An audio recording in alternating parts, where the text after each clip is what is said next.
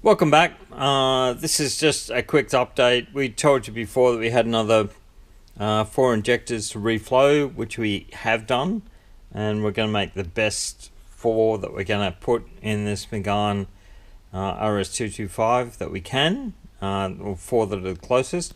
So what we're looking at here is just the results from the next 4. So you can see this one's 106. This one's 116, this is 112, this is probably 113. So what we're going to do is we're going to pick the 112 and the 113 and we're going to put them with the corresponding injectors from the previous run so that we finish up with everything that's within a percent or two, which is fine. What you need to understand is that not all ECUs let you do individual cylinder trim tuning, and especially some of the factory ECUs, they don't really accommodate for that.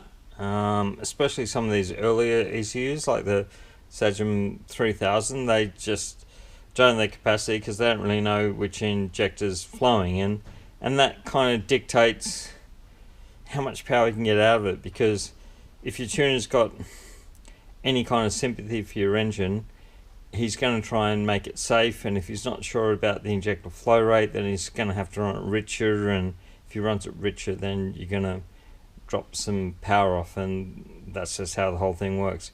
If you look at this here, we've probably got 10% of variation from our best to our worst. 10% of variation is enough to torch a cylinder in your engine. It will melt a piston.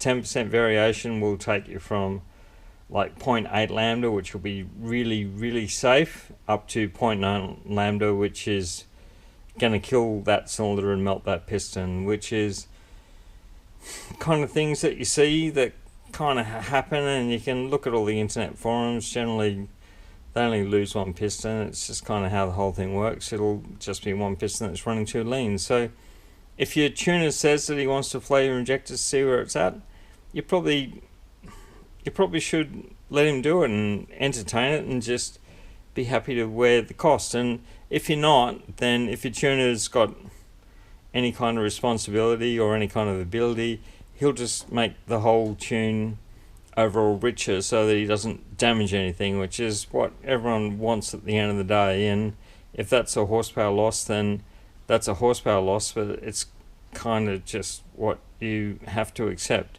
So we're going to run these four injectors that we've picked out because they're all really close, but even with the Motec system we can go in and put an individual overall cylinder trim in there so we can get everything back to being like as perfect as we can make it.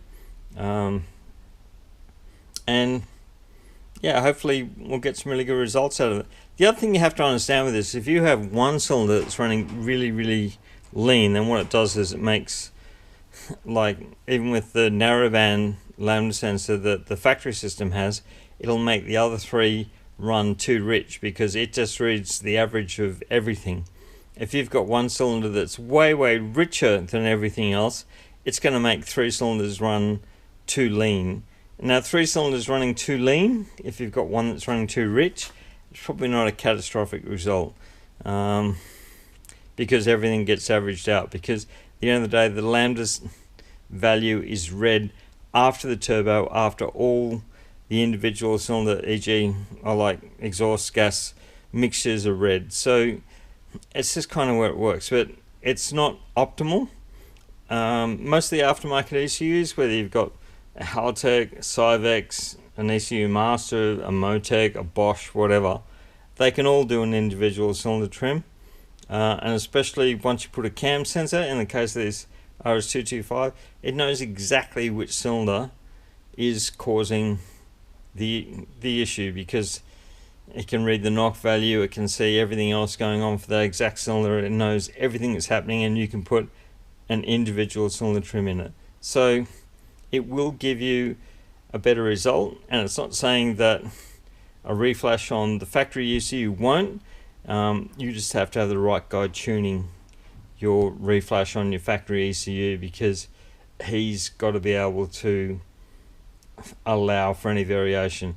If your tuner doesn't want to test the flow rate on injectors, like, don't be too upset about that or run too scared.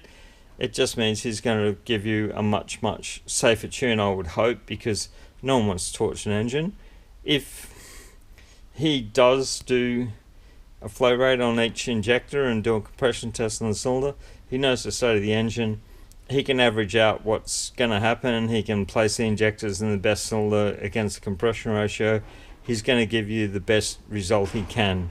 It's not to say that a guy that doesn't want to do all of that won't give you a good result. It's just to say the guy that does is probably going to give you a slightly better result. But once again, thanks for watching. Stay tuned. Keep following the updates, and we'll speak to you soon.